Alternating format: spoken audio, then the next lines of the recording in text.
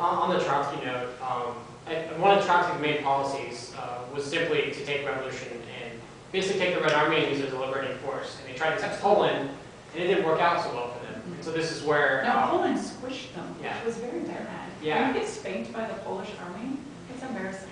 Yeah, that's true. But I guess this demonstrates, though, again, when Lenin dies, basically he leaves...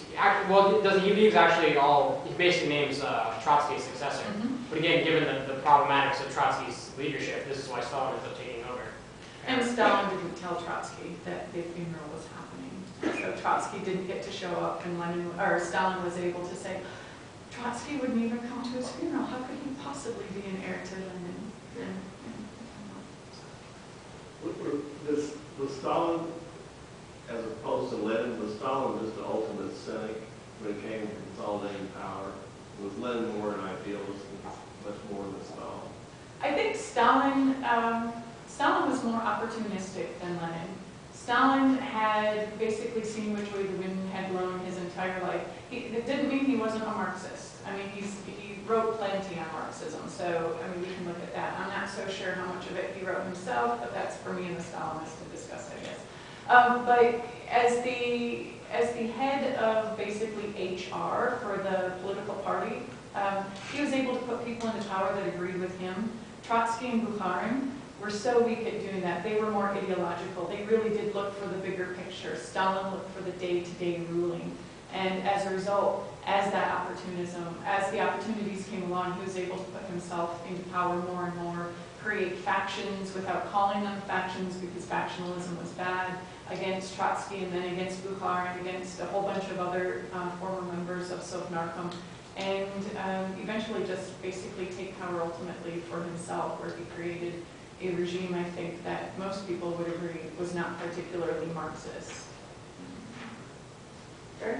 How heavily industrialized was Russia at the revolution, at the end of the revolution? Was it pretty well depleted, or was it heavily industrialized to begin with?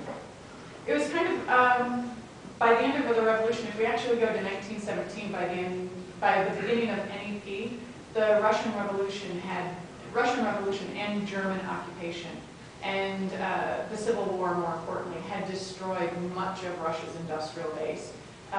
In 1921, I'm trying to get the figures right out of my head, but I think the iron industry was at 7% of what it was in 1914, and in 1914, it sunk. You know, so it was really bad then. The numbers of population that had died at that point had been put up to somewhere between 1914 and 1921. Around 30 million is the highest estimate. The lowest estimate is like 15 million, but they didn't keep particularly good numbers on this. So you have a lot of workers that have died during this time, a lot of peasants. The steel production was about the same level as the iron production, but more importantly, draft animals, which we don't think of as an important thing. In Russia, that's what the economy relied on. Draft animals had been destroyed by 2/3, which literally meant that men had to harness themselves and their wives to pull the plows. And it's hard, it's hard to break ground when you're doing that sort of thing. So the actual status of the Russian economy and industrialization was far worse than it was when the war had broken out in the first place. Roger? Now, was this a steady decline of industrialization from 1914 to, was it 21 that you said? Or was it exponential after 1917 with the Germans coming in and the revolutions and all that? When the Germans would come into factory areas, they would blow up the factories anyway. So it was across the board. I don't know how steady it was, to tell the truth, but it was pretty significant across the board. And then, the White Army would blow up factories that the Bolsheviks had got running. The Bolsheviks would blow up factories that the White Army had gotten running. So it was just a mess. But it was destroyed by outside forces and not from a decline of need within. Oh, absolutely. Okay. Yeah, it was destroyed by war. So had the Germans not come in and destroyed factories, then we have seen a rise like we do in the U.S. Anytime we go to war, we tool up. We see our industrial output skyrocket. I don't know. Because Civil War might have destroyed it then. I'm just thinking of like, you know, the US Civil War with the limited factories in Richmond, for example. Most of those were blown to shreds. And I'm imagining the same thing would have happened, but I don't know. I guess what I'm asking is, so we did, before we saw the Civil War, before the occupation, were we seeing a rise of industrialization in the yeah. nation? Oh yeah, oh gosh, between 1880 and 1914, it was growing anywhere from 5 to 7% per annum under the Tsarist regime. However, it was still slow. I mean, 5 to 7% sounds like huge growth, but when you're at such a low level as the Russian economy already was, it still was not catching up even with places like France, which was not as high as Germany or Great Britain at that point. But it was growing. Kevin? I guess along those lines, my understanding is that kind of industrial growth doesn't happen again for Russia till about the 30s. Under Stalin, it happened again. Yeah, but to get it, it was off of grain sell-off to the West in order to buy not only the manufacturing equipment, but tooling, things like to now make the equipment with. Right, part of it was because they were just getting the products into machinery making, which was the big thing. There's a lot of growth because of machinery making, and then as those machines come online, there's a lot more industrial growth. There were some high periods of industrial growth under NEP, but after Lenin's death, there were further and further harsher laws that restricted economic trade within the country, and that significantly reduced the economic growth. I guess my follow-up of that is that I have a hard time legitimizing any communist regime. And in order for Stalin to industrialize like he did, he murdered millions of the peasantry.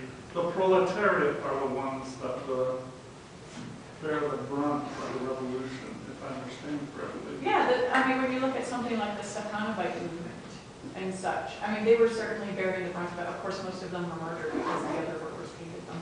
But the workers took it on themselves, or it was put upon them. They had these things called subotniki, where you volunteered your Saturday to build the factory or whatever, and not volunteering your Saturday was a very bad thing to do. Absenteeism was punished harshly, whether it was the subotnik or a regular day of the week. So yeah, certainly the workers were not given great living conditions under the Stalinist regime. I guess because I'm hung up with this grain sell-off in the Ukraine. Oh, right, because of the Holodomor. I murder millions through starvation so that I can buy equipment. That's a plan. It's a plan. It worked for the Tsars too. A lot of industrial growth happened under the Tsars that way as well. I would say, what were Russia's actual material resources they had to exchange? And from what I read, I can't remember the precise article where I found it, but didn't the U.S. and other nations actually put an embargo and impose it on them, but only allowed grain to be exported and traded? Is that true, or? No, not entirely true. I did my dissertation on part of this, so this is fun for me. I know, it's trade. But coal, for example, with Scandinavia trade freely. China trade freely. China's going communist, or was trying to be communist? Not until the 1940s. 49. Well, yeah, I guess Chiang Kai-shek was one power. Yeah, exactly. Persia was still doing a lot of trade. The British were trading with Russia, even though there was the embargo, there was a lot of smuggling. France was doing a lot of smuggling as well. Germany was trading, of course, after the First World War significantly. Heck, they were trading troops at this point. And Germany was getting a lot of material, particularly coal, huge amounts of coal from the Soviet Union. Iron, steel, even basic machinery that the Germans would sometimes even melt down and turn into better machinery because of the low quality coming from the Soviet Union. But the Soviet Union did not have a problem, even with the embargo from the United States and a bit from the UK, the Soviet Union did not have a problem after World War I building up some of its trade routes because Germany needed the trade so desperately.